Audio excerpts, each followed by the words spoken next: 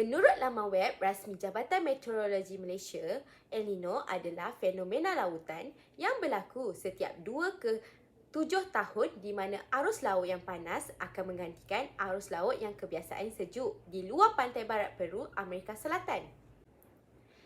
El Nino merupakan sebuah fenomena lautan. Kebiasaannya, pemanasan lautan berlaku di kawasan yang lebih luas meliputi Pasifik Tengah dan Timur. Berlaku juga peristiwa cuaca luar biasa yang ketara di tempat-tempat tertentu di dunia seperti banjir yang teruk dan juga kemarau yang berpanjangan. Ini berlaku dalam tempoh 6 hingga 18 bulan, tetapi ia boleh berlaku lebih lama dari jangka masa tersebut. El Nino menghasilkan intensiti yang sama, tidak semestinya menghasilkan corak iklim yang sama. Fenomena El Nino sekarang lah yang berlaku di Malaysia. Terdapat beberapa kesan fenomena El Nino kepada negara. Antaranya adalah kekeringan air.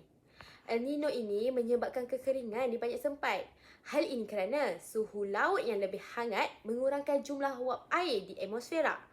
Ia menyebabkan hujan lebih sedikit dan kekurangan air. Kesannya, ia menjejaskan produksi makanan, menyebabkan kelaparan, dan juga memberi kesan kepada ekosistem. Kesan yang kedua adalah gangguan pada ekosistem laut. Kenaikan suhu air laut mengakibatkan pemutihan karang yang luas, kematian ikan dan plankton serta perubahan penyebaran spesies laut. Kesannya, dia memberi kesan yang amat negatif kepada industri perikanan. Hal ini dapat dibuktikan melalui berita harian oleh Dr. Ahmad Ismail, iaitu fenomena El Nino berupaya menjejaskan industri perikanan semasa dan juga akan datang. Kesan ketiga pula adalah ancaman kesihatan. Hal ini kerana perubahan pola cuaca dapat mempengaruhi penyebaran penyakit. Lebih spesifik kepada penyakit yang berkait dengan air seperti dehidrasi dan juga hipertensi, strok haba serta penyakit berjangkit. WHO mencadangkan kesan kesihatan awam yang terkait dengan fenomena El Nino adalah seperti peningkatan penyakit respiratory seperti asma, masalah pernafasan dan sebagainya dalam kalangan kanak-kanak dan juga kumpulan yang berisiko. Kita dah tahu kan apa itu El Nino dan apa kesan El Nino pada negara kita. Okey, kita akan masuk kepada kaedah mengatasi fenomena El Nino ini. Okey, kaedah pertama iaitu pengurusan air. Yang pertama, masyarakat perlu mengelakkan pembaziran air dan menggunakan air dengan sewajarnya. Masyarakat mengambil langkah-langkah mengurangkan penggunaan air di rumah dan sektor industri. Kerajaan perlu menjaga sumber air dengan bijak dan mencari inisiatif lain untuk meningkatkan air. Contoh usaha yang sedang dilakukan oleh pihak sekolah iaitu menyediakan satu bekas baldi besar untuk takungan air hujan atau air aliran penghawa dingin. Kaedah yang kedua iaitu melindungi ekosistem laut. Isu semasa yang kita dapat tahu pada sekarang iaitu Malaysia terpaksa mengimport ikan dari negara jiran iaitu Thailand. Hal ini menyebabkan harga ikan di pasar akan meningkat. Oleh itu, semua pihak haruslah meningkatkan usaha untuk melindungi semua jenis hidupan yang berada di dalam lautan.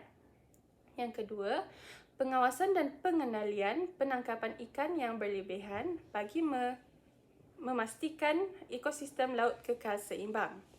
Dan yang ketiga, memberikan kesedaran kepada masyarakat tentang kepentingan kelangsungan sumber daya laut dan kesan perubahan iklim terhadap ekosistem laut perlu dipertingkatkan. Kaedah yang ketiga iaitu pemantauan penyakit. Sistem pemantauan penyakit yang berkesan dan respon yang pantas adalah penting. Lembaga kesihatan perlu memantau dan mengesan peningkatan penyakit yang dikaitkan dengan perubahan iklim. Kerajaan juga perlu mengambil tindakan pencegahan dan pengendalian yang tepat pada masanya. Penyakit yang akan berlaku seperti strok haba, mudah pengsan dan kekejangan otot.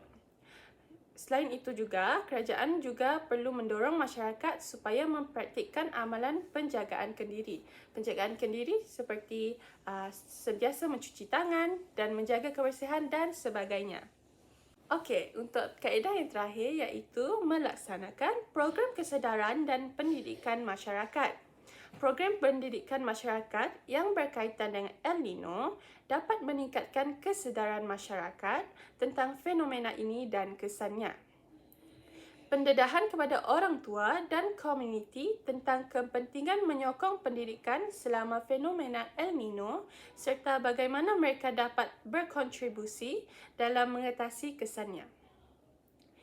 Dan akhir sekali, mendorong guru untuk mengintegrasikan isu-isu perubahan iklim termasuk El Nino ke dalam pembelajaran seharian dan mengajar tentang perlindungan yang betul. Dah tahu kan apa itu fenomena El Nino? Tahu. Jadi semua masyarakat jangan lupa untuk sentiasa menjaga kesihatan dan minum air yang banyak untuk mengekalkan hidrasi. Dan satu lagi, jangan lupa guna sunscreen untuk menjaga kulit kita. Satu lagi. Apa tu lagi? Jangan lupa untuk kekalkan amalan lestari untuk kehidupan yang lebih